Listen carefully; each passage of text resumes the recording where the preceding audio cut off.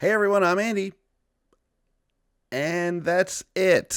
Sean is not on this preview video for the first time ever, actually, because our holiday schedules didn't quite line up. However, don't be sad. Sean is still the co-host and co-creator of Commander's Brew.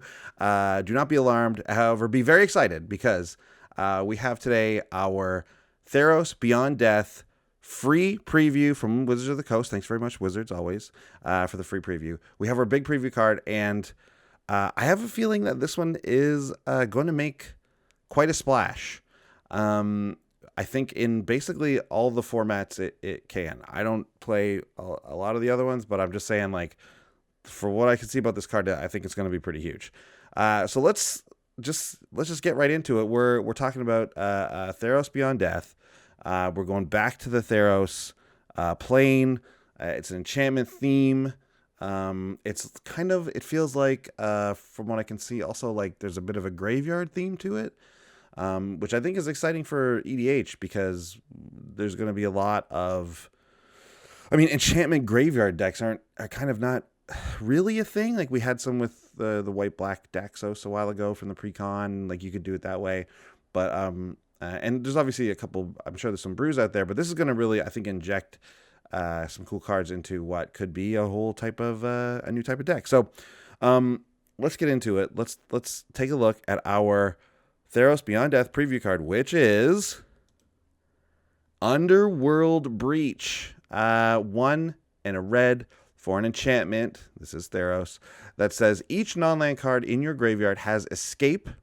The escape cost is equal to the card's mana cost plus exile 3 other cards from your graveyard. Now, escape is the new mechanic from Theros and Theros Beyond Death, rather. And escape means that you do the thing that it says on this card, which is like exile a certain number of other cards, and then you can cast this card from your graveyard for its escape cost.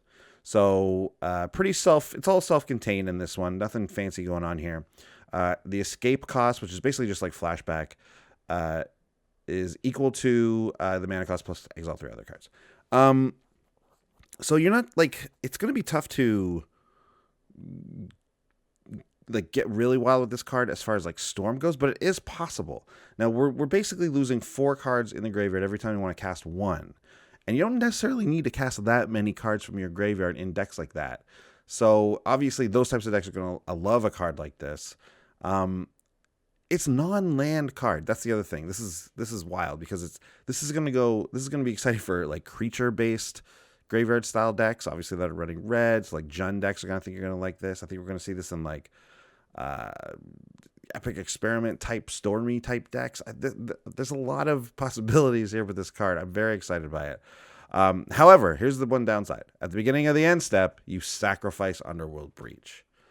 So you cast this card, everything gets that escape cost. You can go nuts with whatever mana you're generating and doing and all that kind of stuff. I think this is going to go well with like self-mill so that you can get the cards in and we can be exiling the ones we want and all that kind of stuff. And then at the end, you sacrifice it. However, obviously, like if we are running white alongside of this, like maybe there's like a Jeskai deck that wants to mess with some enchantments in the graveyard, we can get this back pretty easily, I think. So, and how many times do we even need to get it back, really? I think that once you see an Underworld Breach come down, you're going to see some shenanigans, and that is a huge thing for Commander because that's what we do, right? So, Underworld Breach.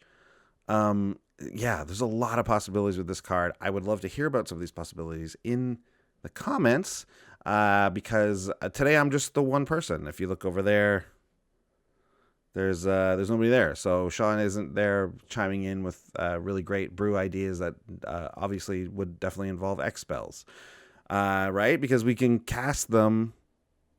I don't even know how that works. See, I need Sean here to do this. But I got really excited when I saw this card. I think it's great. So they're obviously doing this thing with like there's an extended border thing coming out because obviously you can see in the video there's extended art there. Man, I'm excited about Underworld Breach. I've got a couple decks. I know this is going in. You definitely want this in decks that have that big finisher spell that we can get back. Like it's It's essentially a Past in Flames that makes things kind of a little harder to cost. I might have already said that. There's one more thing, though. We're not quite done with Underworld Breach. It's a story card for the reveal, so this is very important. So check this out.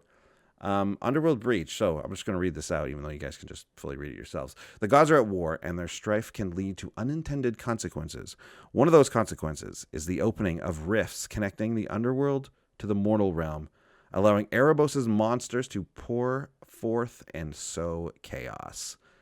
Underworld Breach. Seems like a pivotal card in the story, in fact. This is the moment that the underworld opens up because the gods are at war. And the consequences being that, I guess, Erebos is just letting the dead roam around. Get out onto the surface world there. Cool story bit. Check out the rest of the story, I'm guessing, at therosbeyonddeath.com. Pre-release January 17th, 19th, 2020, that weekend. Underworld Breach. Very excited. Thanks again, Wizards. Let's start brewing with this. I'm definitely already going to build a deck that wants to mill at the same time as casting stuff with Underworld Breach, so that we're fueling our Underworld, our flashback-y type stuff, right? This is great. I can't wait. Savine? I mean, come on. This is going to be nuts. You have to put this card in that deck. Let us know in the comments what you're going to do with Underworld Breach. Obviously, thanks for watching. Hit subscribe down below. You know, that helps us out a ton. And yeah, just get at us and let us know what you're going to do with this card. We'll see you guys on the next Commander's Brew. Bye.